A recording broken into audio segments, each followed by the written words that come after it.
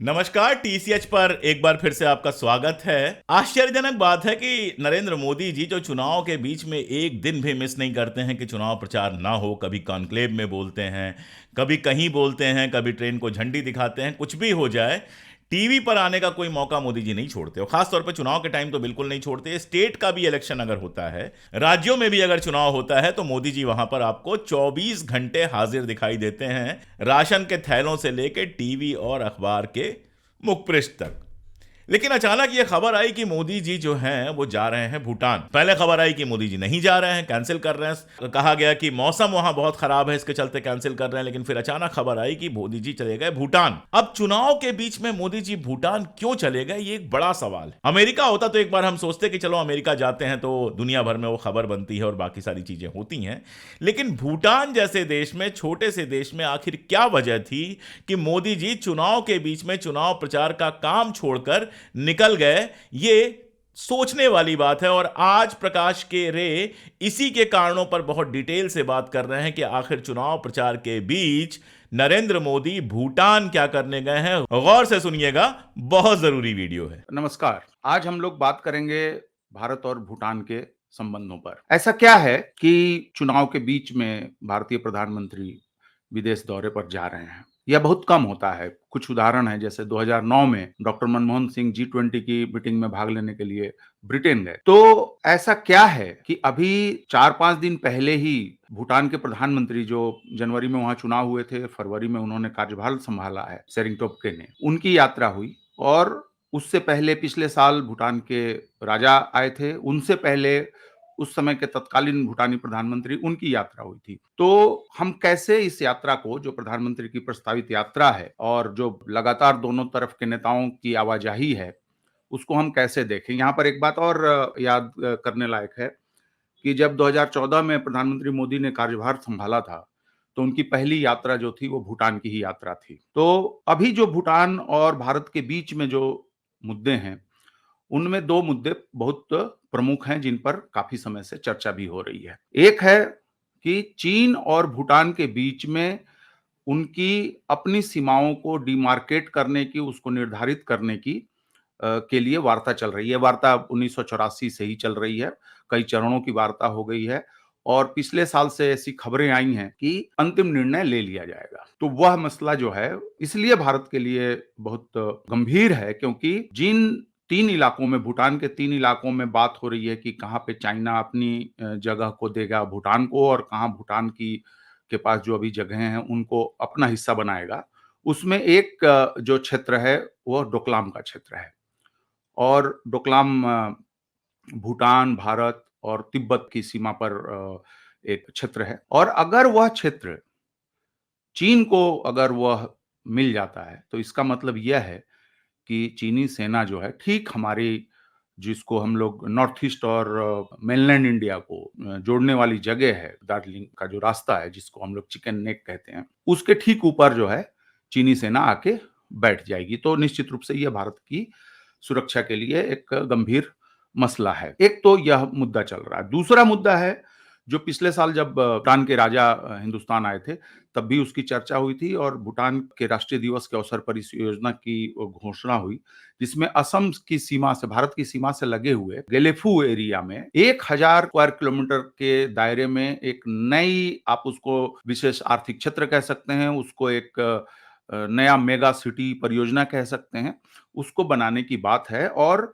यह 2 कारणों से बहुत महत्वपूर्ण परियोजना है। एक, कि पहली बार भूटान ने कोई आर्थिक उदारीकरण की दिशा में बहुत बड़ा कदम उठाया है। और दूसरा, चूंकि वो भारत की सीमा से लगा हुआ एरिया है, तो भूटान की अपेक्षा है कि भारत जो है उसको विकसित करने में मदद दे, जैसे हवाई अड्डे बनाना है, चाहे आसाम से सड़कें और रेल मार्ग जोड़ने हैं। और अगर वो क्षेत्र विकसित होता है, तो निश्चित रूप से भूटान के लिए फायदेमंद तो है ही है, और भारत के लिए भी एक मौका होगा। और ये पूरा पूर्वोत्तर का इलाका जुड़ जाएगा, फिर नीचे आप बांग्लादेश और इस तरीके से समुद्र का भी रास्ता, बंगाल की खाड़ी से संपर्क भूटान का बन जाएगा। हमारा भी फायदा होगा, भूटान का भी फायदा होगा, और एक तरीके से आप देखें तो पूरे दक्षिण एशिया को लाभ हो सकता है। तो एक मसला वह है। साथ में भूटान चाहता है, उस पर हम लोग आगे बात करेंगे, कि वह आईआईटी जैसी संस्थाएं जो हैं वो भूटान में विकसित करे। और क्योंकि वहां पे जो है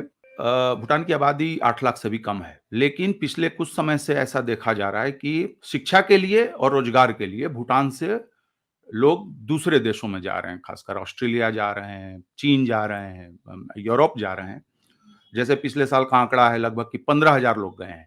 अब सोचिए कि जिस देश की आबादी 8 लाख हो और वहां से अगर 15,000 लोग जो है हर साल जाने लगे, 10,000 जाने लगे बाहर, तो निश्चित रूप से एक चिंता का कारण बनता है। भूटान के साथ एक चीज और हुई है कि पिछले साल दिसंबर में वह सबसे कम विकसित राष्ट्रों की सूची से बाहर हो गया है और अब वह विश्व व्यापार संगठन डब्ल्यूटीओ का की सदस्यता लेने का आकांक्षी है और उसके लिए जरूरी है कि वह निवेश वगैरह जो है जुटाए। तो इसलिए भी ये मेगा सिटी माइंडफुलनेस सिटी की जो बात हो रही है गेलेफू में, वो एक महत्वपूर्ण परियोजना हो जाती है। दूसरा, खबरों में हम लोग देखते आए हैं पिछले कुछ समय से कि भूटान में बिटकॉइन माइनिंग की फैसिलिटीज भी लगाई जा रही हैं। तो भूटान जो है भूटान के लोगों का एस्पिरेशन हम देख रहे हैं, महत्वाकांक्षाएं देख रहे हैं, आकांक्षाएं देख रहे हैं कि वो भूटान में जो एक तरीके से अर्थव्यवस्था कमजोर है और अवसरों की कमी है, तो वो ये चाहते हैं कि वो बाहर निकलें और पढ़ाई करें और रोजगार हासिल करें। दूसरी तरफ हम देख रहे हैं कि भूटान की सरकार जो है वह अपने देश के भीतर इस तरीके की कोशिशें कर रही है कि ताकि पलायन को रोका जा सके और अर्थव्यवस्था को गति दी जा सके। तो ये दो मुद्दे जो हैं वह मुख्य रूप से प्रधानमंत्री की, जो भी उधर के प्रधानमंत्री आए हों चाहे हमारे प्रधानमंत्री जाएंगे, तो ये मुद्दे अहम होंगे जिन पे चर्चा होगी। अब आते हैं ये चीन भूटान सीमा वार्ता जो चल रही है 1984 से, तो यहाँ पर एक चीज रेखांकित करना जरूरी है कि भारत और भूटान के बीच की जो जो भी सीमा रेखा है उसको 1973 से 1984 के बीच में लगातार बातचीत करके भारत और भूटान ने सुलझा लिया है और हमारा भूटान के साथ किसी भी तरीके का सीमा को लेकर कोई झंझट नहीं है। और भूटान के साथ दो इंपॉर्टेंट चीज है। एक कि भूटान एकमात्र ऐसा देश है, या एक आध कुछ और देश हो सकते हैं, जिसका संयुक्त राष्ट्र सुरक्षा परिषद के जो 5 विशेषाधिकार वीटो वाले जो देश हैं, अमेरिका, रूस, चीन, फ्रांस और ब्रिटेन, इनके साथ उसका कोई कूटनीतिक संबंध नहीं है। और 9 अगस्त 1949 को भारत के साथ उसकी एक मित्रता संधि हुई थी, जो संधि अभी भी है। उसके तहत उसमें एक प्रावधान किया गया था कि भूटान अपनी विदेश नीति के बारे में भारत से राय मशवरा करेगा, मार्गदर्शन लेगा। लेकिन 2007 में संधि में संशोधन हुआ और वह प्रावधान जो है हटा दिया गया। अब भूटान को अपनी विदेश नीति को लेके या हथियारों को बाहर से खरीदने के मामले में उसको भारत से पूछने कहने की जरूरत नहीं है। अगर हम भारत और भूटान के संबंधों को समझने की कोशिश करें, तो एक तो जैसे ये संधि एक महत्वपूर्ण संधि है। दूसरा कि बहुत साल पहले अगस्त 1959 में ऐसी रिपोर्ट्स आई थी कि तिब्बत की तरह चीन जो है वह भूटान और सिक्किम को भी कोट अनकोट आजाद कराने की कोशिश कर सकता है, वहां पे राजाओं का शासन खत्म करके। तो उस समय प्रधानमंत्री पंडित जवाहरलाल नेहरू ने पार्लियामेंट में यह बात असर्ट की थी और कही थी कि भूटान की सीमाओं की रक्षा करना भारत की जिम्मेदारी है। तो हम समझ सकते हैं कि कितना महत्व है उसका। दूसरी चीज ये है कि अगर हम दक्षिण एशिया की बात करें तो अफगानिस्तान में स्थिति आप देख रहे हैं कुछ स्पष्ट नहीं है, चीजें अभी स्वरूप ले रही हैं। पाकिस्तान के साथ जो संबंध भारत का है वो सबको पता है। बांग्लादेश के, हालांकि बांग्लादेश से हमारे संबंध बहुत अच्छे हैं अभी, लेकिन बांग्लादेश में भी भारत विरोधी प्रवृत्तियां बढ़ रही हैं। नेपाल का आप देख ही रहे हैं। और श्रीलंका, मालदीव में अभी जिस तरीके से चीजें हुई हैं, तो भारतीय कूटनीति के लिए एक दक्षिण एशिया में एक चैलेंजिंग समय है, ये चुनौतीपूर्ण समय है। और भारत यह नहीं चाहेगा कि भूटान किसी तरीके से चीन के बहुत ज्यादा करीब हो जाए। जहां तक भूटान की बात है, तो एक चीज के लिए हमें भूटान को श्रेय देना चाहिए कि उन्होंने जो ये चीन के साथ उनकी जो बातचीत चल रही है उसमें जो भी डेवलपमेंट्स हो रहे हैं, एक तो उन्होंने समय समय पर भारत को उसके बारे में जानकारी दी है। दूसरी चीज कि उनके नेता लगातार ये बात कहते रहे हैं कि भूटान को भारत और चीन की बाइनरी के बीच में अपने आप को नहीं फंसाना है।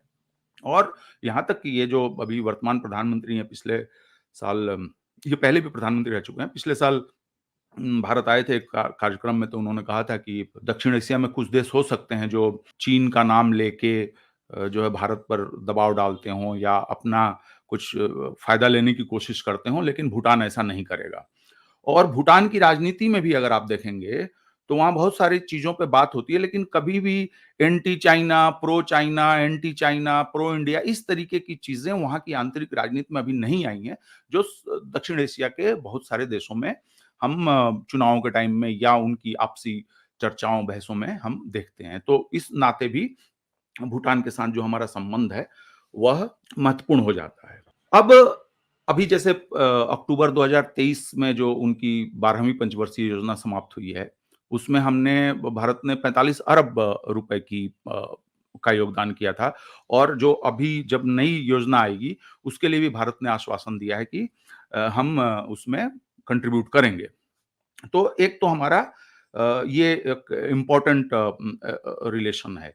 लेकिन अब यहाँ पे ये हम लोगों को ज़रूर सोचना चाहिए कि चीन का जो ये करीब 764 स्क्वायर किलोमीटर को लेके विवाद है, उसको क्या हम उसमें से डोकलाम को क्या हम निकाल सकते हैं, नंबर 1। दूसरी चीज़ कि यह बात सही है कि हम भूटान को समय-समय पर जो भी संभव, जैसे अभी जब उनके प्रधानमंत्री आए थे, तो इंडियन कैबिनेट ने 2 प्रस्तावों को पारित किया, जिसमें एक एनर्जी से रिलेटेड है, दूसरा जो है कंजर्वेशन वगैरह से जुड़ा हुआ है। उसके अलावा बिजली और बहुत सारी चीज़ों में सहयोग चल रहे हैं। लेकिन यह बात भी जानकार बताते हैं कि भारत इस बात से भी आगाह है कि भूटान और चीन जो अपनी सीमाओं को निर्धारित करने की प्रक्रिया में लगे हुए हैं, वो प्रक्रिया पूरी होनी है। उसमें थोड़ा समय लग जाए, आज नहीं कल हो, लेकिन वह होना है। लेकिन वह किस तरीके से हो? भूटान ने आश्वासन ये दिया है कि जो डोकलाम का एरिया है, उसके बारे में जो भी निर्णय होगा, वो तीनों पक्षों को मिलाकर होगा, यानी चीन, भारत और भूटान। लेकिन आप इसको अंडरलाइन करें कि 2016 में जब से उन्होंने नए तरीके से एक कार्य योजना बना के जब ये सीमा संबंधी बातचीत शुरू की है, तो 2017 में ही डोकलाम को लेके भूटान ने भी चीन पर आपत्ति जताई थी, और भारतीय सैनिक पहुंच गए थे, जो वहां सड़कें वगैरह बनाई जा रही थी चीन द्वारा, और वह काम रोक रोक दिया गया था, और भारतीय सेनाएं भी पीछे आ गई थी। लेकिन हालांकि भूटान ने इस बात को बार-बार इनकार किया है, लेकिन कुछ रिपोर्ट्स आई हैं जिसमें सैटेलाइट इमेजरी का हवाला देते हुए यह कहा गया है कि डोकलाम के एरिया में जो है चीन अभी भी निर्माण कार्य कर रहा है। भूटान का कहना यह है कि वह अपने इलाके में कर रहे होंगे, वो हमारा लेना-देना नहीं है, हमारे इलाके में कोई निर्माण नहीं चल रहा है। लेकिन अब जैसे कुछ समय पहले ही अरुणाचल प्रदेश को लेके जिस तरीके की चीन की बयानबाजी सामने आई है, और कोई वो नई बात नहीं है, वो ज़माने से कहते आ रहे हैं। तो क्या हम डोकलाम को लेके कि अगर भूटान जो है डोकलाम को चाइना को दे देता है, तो क्या हम निश्चिंत रह सकते हैं? या अगर दे सकता है, तो क्या डोकलाम में भारत, चीन और भूटान की आपसी बातचीत से कोई ऐसी विशेष व्यवस्था की जा सकती है जिससे कि हमारी राष्ट्रीय सुरक्षा को किसी तरीके से भविष्य में कोई मुश्किल पैदा ना हो? तो यह एक हमारी कूटनीति का मसला है। दूसरी चीज़ है कि हमारे यहाँ भी बयानबाजी होती रहती है, लेकिन और बातचीत भी चल रही है मिलिट्री लेवल पे, जो ये लद्दाख, गलवान और ये सारी चीज़ों के को लेके। लेकिन राजनीतिक स्तर पे और कूटनीतिक स्तर पे जो अभी संवादहीनता हमको दिख रही है, बिज़नेस तो खूब हो रहा है। बिज़नेस तो मतलब चीन हमारा दूसरा सबसे बड़ा बिज़नेस पार्टनर है, और वो कभी-कभी पहला पार्टनर भी हो जाता है। यूनाइटेड स्टेट्स और चीन के बीच में ये चलता रहता है, भारत के सबसे बड़े व्यापार हिस्सेदार, भागीदार के रूप में। लेकिन हमारा कूटनीतिक स्तर पे, राजनीतिक स्तर पे संवाद नहीं है। तो मुझे लगता है कि एक तो हमें उधर ध्यान देने की ज़रूरत है। दूसरी चीज़ कि यह जो गेलेफू में भी माइंडफुलनेस सिटी बनेगी, तो ठीक है कि उसमें भारत जो है कुछ मदद करेगा, भारतीय कंपनियाँ जो हैं वहाँ ठेके उठाएँगी और वो काम करेंगी। लेकिन इसमें जो इन्वेस्टमेंट लगेगा, इसमें जो खर्चे लगेंगे, तो निश्चित रूप से इसमें कोई दो राय नहीं है, और भूटान में जिस तरीके से चीन का इन्वेस्टमेंट बढ़ता जा रहा है, कि इसके लिए पैसा या तो एशियन डेवलपमेंट बैंक से आएगा, एआईआईबी से आएगा, ब्रिक्स का जो न्यू डेवलपमेंट बैंक है उससे आएगा, और चीनी कंपनियाँ भी उसमें पार्टिसिपेट करेंगी, चीनी संसाधन भी लगेंगे उसको बनाने में। तो उसमें जो चीन की भागीदारी होगी, वह भागीदारी और भारत की जो भागीदारी होगी, उसके बारे में एक स्पष्टता जो है भारतीय कूटनीति को हासिल करना होगा। यह एक चैलेंज है। दूसरी एक इम्पोर्टेंट चीज़ देखें क्या है कि भारत के साथ 2-3 चीज़ों को भारतीयों को भारत के नेतृत्व को स्वीकार करना पड़ेगा। देखिए होता क्या है कि जिस तरीके से हम चाहते हैं कि हमारे नौजवान जो है अच्छी शिक्षा पाएँ और नौकरियाँ पाएँ। तो जब चाहे वो भूटान हो, चाहे श्रीलंका हो, चाहे नेपाल हो, वहाँ के लोगों के अंदर भी ये आकांक्षाएँ हैं। या इवन आप थोड़ा-सा अपने पड़ोस को विस्तार दें और उसमें मध्य एशियाई गणराज्यों को ले लें, तो वहाँ भी यही है। तो क्या भारत उस स्थिति में है कि वह चीन के बरक्स जो है निवेश को लेके, मैन्युफैक्चरिंग को लेके, साजो-सामान की सप्लाई को लेकर जो है, वह क्या एक मैं यह नहीं कह रहा हूँ कि बराबरी के लेवल पे, लेकिन फिर भी एक महत्वपूर्ण जो है वहाँ पर उपस्थिति बना सकता है क्या अपने पड़ोस में, चाहे वो दक्षिण एशिया के देश हों या मध्य एशिया के देश हों। दूसरी चीज़ कि कई बार ऐसी शिकायतें आती हैं कि भारत जो प्रोजेक्ट लेता है दूसरे देशों में, उसको समय पे पूरा नहीं कर पाता है। तो मुझे लगता है कि इस चीज़ को देखना चाहिए और यहीं पर चीन जो है, जैसे नेपाल में इस तरीके के आपको कई उदाहरण मिल जाएँगे। तीसरी चीज़ ये है कि खासकर कुछ समय से ऐसी टेंडेंसी है कि भारतीय मीडिया जो है वह दूसरे देशों को और खासकर जो छोटे देश हैं, उन देशों के प्रति जो भारत की नीति होती है उसको लेके एक अजीब तरीके के उन्माद में चला जाता है। जैसे उदाहरण के लिए हम देखें तो नेपाल में जब अर्थक्वेक आया था और भारत ने अच्छी खासी मात्रा में मदद भेजी थी, वहाँ पे भारतीय मीडिया जाकर कहने लगा हमने ये दिया, हमने ये किया, हम ये कर रहे हैं, हम वो कर रहे हैं।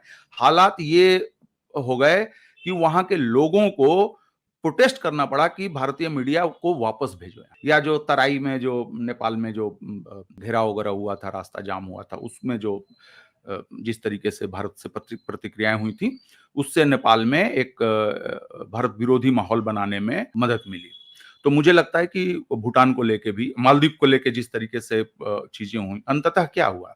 मालदीव की गवर्नमेंट ने, अब वो चीन के दबाव में करें, चाहे वो अपने चुनावी वायदे को पूरा करने के लिए करें या अपनी संप्रभुता को असर्ट करने के लिए करें, वो अलग एक बहस का मसला है। लेकिन उन्होंने कहा कि भई भारतीय सेनाएँ वापिस जाएँ, मैंने अपने मतदाताओं से ये वायदा किया है। तो क्या हुआ? प्रधानमंत्री मोदी से उनकी बात भी हुई जब अबू धाबी में जलवायु सम्मेलन में। उसके बाद भी दोनों देशों के ऑफिसर से उनकी बातचीत हुई और अंततः भारतीय सैनिकों की वापसी का काम शुरू भी हो गया। लेकिन किस तरीके का माहौल बनाने की कोशिश की गई, तो निश्चित रूप से उससे जो है वह कोई मदद नहीं मिली होगी मालदीव में भारतीय हितों को। तो मुझे लगता है कि एक तो इसका भी ध्यान रखा जाना चाहिए और सिर्फ भूटान को भरोसे में रख के जो है हम सीमा संबंधी जो हमारी चिंताएँ हैं उसको हम दूर नहीं कर सकते। हमें चीन के साथ भी बातचीत को आगे बढ़ाना होगा। और एक अंतिम बात कि चीन चाहे वो लद्दाख का मसला हो या अरुणाचल प्रदेश का मसला हो, तो भारत को भी यह बात ठीक से एक तो अपने लोगों को बताना चाहिए कि सीमा पर स्थिति क्या है, बातचीत की स्थिति क्या है। दूसरा कि किसी भी तरीके की ये रिपोर्ट अगर आ रही है कि भाई चीन जो है सीमा पे निर्माण कर रहा है या जमावड़ा कर रहा है, तो उसके बारे में भी पब्लिक को जितना बताया जा सकता है, बताया जाना चाहिए। दूसरी चीज़ ये है कि भारत वन चाइना पॉलिसी को मानता है, एक चाइना पॉलिसी, जिसके तहत भारत ताइवान को अलग देश नहीं मानता है। दुनिया में सिर्फ 13 देश हैं जो ताइवान को मान्यता देते हैं, जिसमें अमेरिका भी शामिल नहीं है। अमेरिका भी वन चाइना पॉलिसी मानता है, लेकिन वो ताइवान को कई तरीके से मदद करता है। भारत के भी ताइवान के साथ संपर्क हैं, अभी तो कुछ मैन्युफैक्चरिंग यूनिट्स वगैरह लगाने की भी बात हो रही है, ताइवानी कंपनियों के सहयोग से। लेकिन आधिकारिक रूप से हम वन चाइना पॉलिसी को मानते हैं। तो यह बात हमारे नेतृत्व को चीन के सामने स्पष्ट रूप से रखने में क्या दिक्कत है कि अगर आप भारतीय हिस्सों को लेके या भारतीय हितों को लेके इस तरीके से आक्रामक होंगे, तो हम भी वन चाइना पॉलिसी को संशोधित करने के लिए मजबूर हो जाएँगे। यह बात समझा देनी चाहिए, कह देनी चाहिए और मुझे लगता है कि भूटान को जो मदद हम कर सकते हैं, हमें करनी चाहिए और अब यह तो जब ये घोषणाएँ होंगी सीमा को लेके जिस जो कि होनी है, और बहुत सारी रिपोर्ट्स हैं कि वो अंतिम चरण में हैं और सिर्फ घोषणा बाकी है। तो वह उसमें देखना होगा कि वह भारत के लिए उसमें भारतीय पक्ष को सुना गया, उसका ध्यान दिया गया है या नहीं दिया गया है, और जो नई स्थिति पैदा होगी उसके लिए फिर क्या तैयारियां की जाएंगी। शुक्रिया, धन्यवाद।